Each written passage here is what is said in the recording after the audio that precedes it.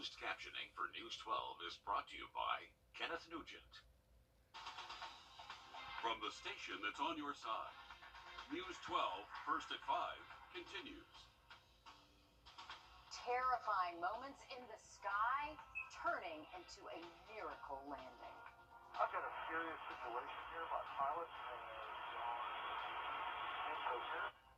The moments a passenger becomes the pilot.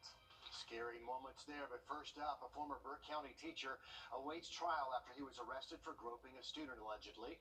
Wrdw has been looking into Scott Hooker's past, and we're learning these accusations are not the first against him. First at 5, a new look at a new police report from Burke County filed just this past Friday. This report says deputies spoke to a mother who says Hooker taught her daughter this year. She says she just learned about his past disciplinary action and his arrest. The report says earlier this year, the mother tried to get her daughter a new teacher after Hooker made her daughter uncomfortable. She says the school denied her request for a new teacher and that Hooker was adamant about being the daughter's only tutor and having one-on-one tutoring sessions with her. We've also shared the story of a former student in Columbia County who says Hooker groped her while he taught there. Despite those allegations, Hooker kept his job and went on to be hired in Burke County. Now, that former student spoke to the Columbia County School Board, pleading with them to review their policy. Wrdw joins us now. And Will, you were there at that meeting last night. Yeah, that's right, Meredith. I was there with Madison Cooksey and her family at last night's Board of Education meeting. They wanted to speak in the public participation session, which was towards the end of the meeting. Madison got up and shared an emotional plea in front of board members and the entire room. Cooksey stood up and said she felt as if she was never taken seriously by the school district and that she wants change to come out of her situation. She asked that the Columbia County Board of Education look into policies associated with sexual assault to make sure no one has to endure what she has for the past 5 years. In 2 separate letters in Hooker's personnel file, he was told if similar allegations or contact happens again, he could be fired. 2 months later, after being told that, he was listed in an incident reporting allegedly harassing Cooksey again. Columbia County files tell me that Hooker admitted to touching Cooksey. She feels that she was failed by the school district. I'd really like to see, more thorough investigations taken with the people that they're hiring to be around the children that are in the school system, to look at personnel files, to dig in background checks of these people that they're hiring. And when the time does come and someone reports it, they need to be advocated for more than what they're doing now, and investigating the situation more thoroughly, not letting the accused back on campus. I did reach out to Columbia County earlier this week about Scott Hooker's personnel file that we have and where he did admit to touching Madison Cooksey. We hear the district's response to our questions and how Cooksey was almost not allowed to speak at the board meeting last night, coming up on News 12 at 6 o'clock. So a lot of questions surrounding this. Thanks, Will, for getting to the bottom of it. All right, heading outside now, a look at downtown. Riley, thanks a lot. We're following the murder trial of Charles Sconyers, the man accused of killing his girlfriend's 2-year-old son back in 2019. Today in court, we're hearing from the GBI medical examiner who performed the autopsy on Lincoln DeVette and ultimately ruled his cause of death a homicide. She says she looks at the whole picture, studying the clinical information provided by the doctors, the historical information provided by family and others, the different elements of the investigation, and then the physical body itself. She says the major thing that stuck out to her the most was the bruising on the ears, the extent of the fracture to the skull, and hemorrhaging behind the eyes. Ultimately, she says the history and the injury don't match up. I have to look at that and say, okay, this is what's been told. Do my injuries, do they correlate with that? Does it make sense? And so when I came to my determination of a homicide, it was because the circumstances that were provided in the historical account was completely improbable to cause the injury pattern that I had. The testimony there is still going on this afternoon. This afternoon or tomorrow will be the first time we could hear from the defense on their side.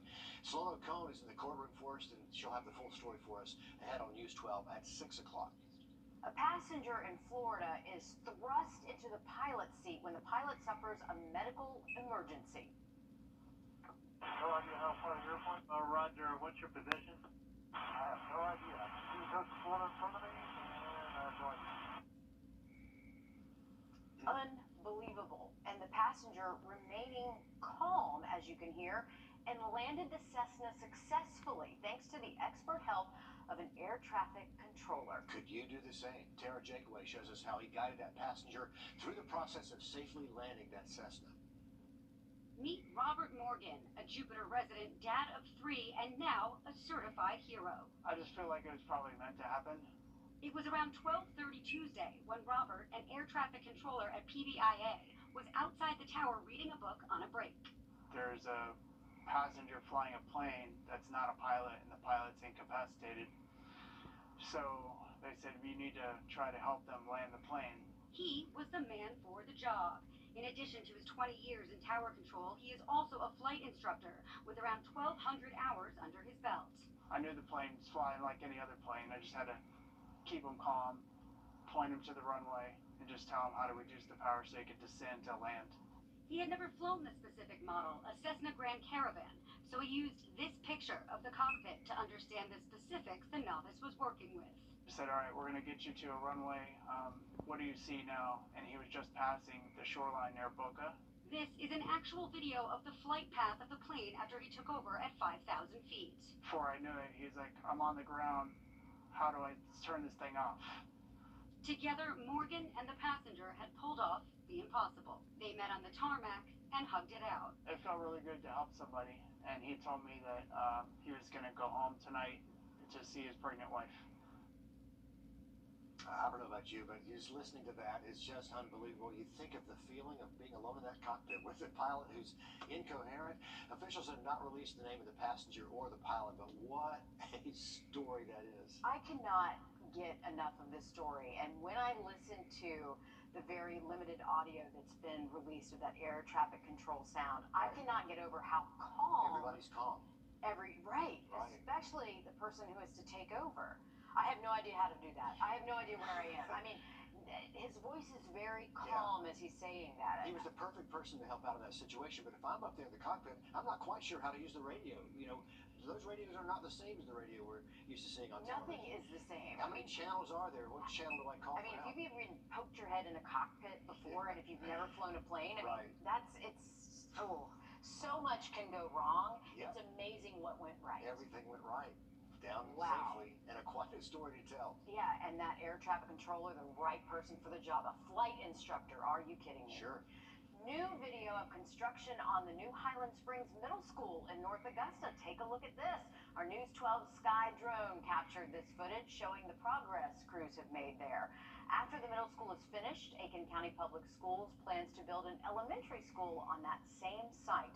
The two schools are expected to hold a total of 750 students. It shows a sign of progress and growth in Aiken County. Nice for sure. big footprint right there. Still to come, first at 5, Aiken rolling out the red carpet for National Train Day. How they're getting set for a good time. And also, they're going to honor the city's history. That's ahead, first at 5. Well, it's another beautiful afternoon where we are staying dry, but heading into our Friday, this area of low pressure going to bring us a wet day. We'll have a look at that just after the break. Time right now. All right, check this out. A Georgia man just broke the state record for the largest red-breast sunfish caught, coming in just under 2 pounds, about 11 and a half inches long. Not a huge fish, but a record. This is Lester Roberts of Blackshear. He caught the fish on the Satilla River down near Folkestone. That's just a little bit north of Jacksonville, Florida, near the state line there.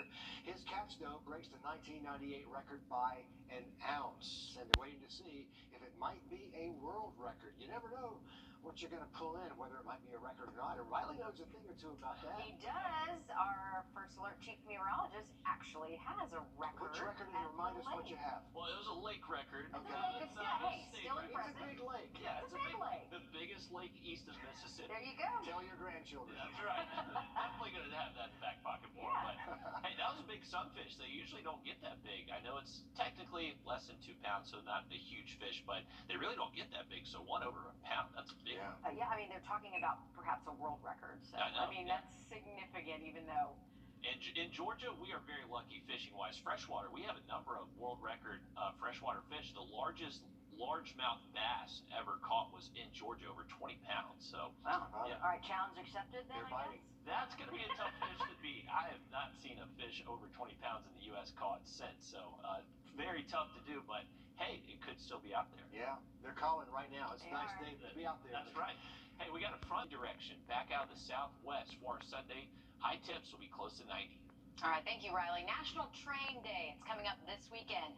The city of Aiken is celebrating. They're hosting an event with rides, games, and live music. As Will Volk reports, it's about more than just having some fun. Trains hold an important spot in Aiken's history. Aiken would not be what it is today if it wasn't for railroad.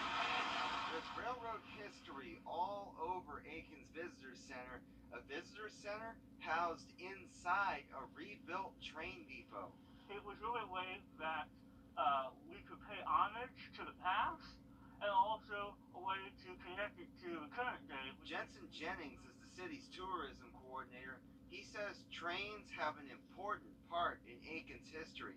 The founder of Aiken used to be a railroad president, and back in the late 1800s, people from the north would take their horses down the railroad for the winter. On average, 1,000 horses would pass through Aiken each year. At that time, that is an immense amount of horses to be moved by rail. Now, the city is getting ready to celebrate all this railroad history with an event on National Train Day. So I hope that people come out and they enjoy the history, but they also sparks their imagination. It'll be a day full of history, rides, music, and more. Jennings says this is the biggest event of the year for the tourism department. So it really is a great way for us to show what Aiken's all about. And he's excited to show that to everyone who stops by. In Aiken, Will Volk, on your side. The event is on Saturday from 10 to 1 at Aiken's Visitor Center and Train Museum. A lot of great history there. Didn't realize so many horses came down the rail to Aiken, though, so learned something new today. 1,000. Yeah. That's a lot. Did you know your internet password off the top of your head? Or is it a jumble of letters and numbers written down somewhere that's impossible to find? Well, coming up, the easiest way to share your internet with new guests. The live mic camera.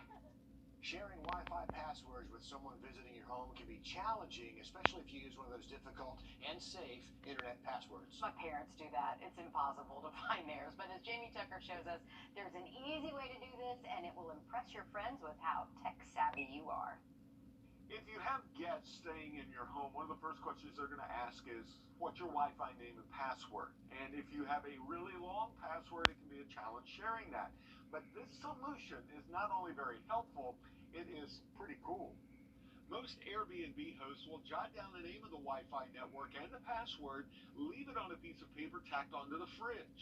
And sometimes you have to enter and re-enter that password until you get it right on every device you're using. Instead, create a QR code with the network name and the password. You can use any free QR code generator you find on the web. Here you can create codes for sharing nearly anything. We're going to choose Wi-Fi QR code. All you need to do from here is add the network name and the password. The QR code generator will now create a unique code that looks like this. Print it out, any size will do. If you're an Airbnb host, place it near the entrance or on the fridge. If it's for overnight guests, make it look nice. Put it in the guest room. When a guest needs to log on, they only have to point their phone at the QR code. It logs them in automatically. Best of all, QR codes work with all phones, Androids, iPhones, and tablets. Now, this isn't going to help anyone connect a laptop or a gaming system, something without a camera. So when you make that sheet, you'll want to put the name of the Wi-Fi network and the password on the sheet to share. Still a very cool way to make them feel at home. That's What the Tech. I'm Jamie Tucker. Another smart idea from Jamie. I like that. Okay, to sports now. The Braves' two-game win streak came to a halt yesterday in a loss to the Red Sox. Yeah, sports reporter Alyssa Lyons has why they're taking it as a measure for growth on the mound. Okay, well, Braves pitcher Kyle Wright has been nearly unhittable at Truist Park, averaging a sub-2 ERA and 37 strikeouts at home. but they say all good things must come to an end, and it all went wrong for Wright in the second inning against the Red Sox last night. It took only 9 pitches to retire the first 3 batters. Into the second, it became a different story. With 2 outs, Rafael Devers delivers a grand slam, putting the Braves behind 6, the most runs he's allowed in the majors since last June. Manager Brian Snitker kept Wright on the mound until the 5th, knowing he's learned from previous outings where blow-up innings prevented Wright from being a reliable rotation option. I never saw any panic in him. I mean, he might have been a little cautious and things like that he said, but it wasn't something I looked out there and saw. You didn't execute some pitches and things like that.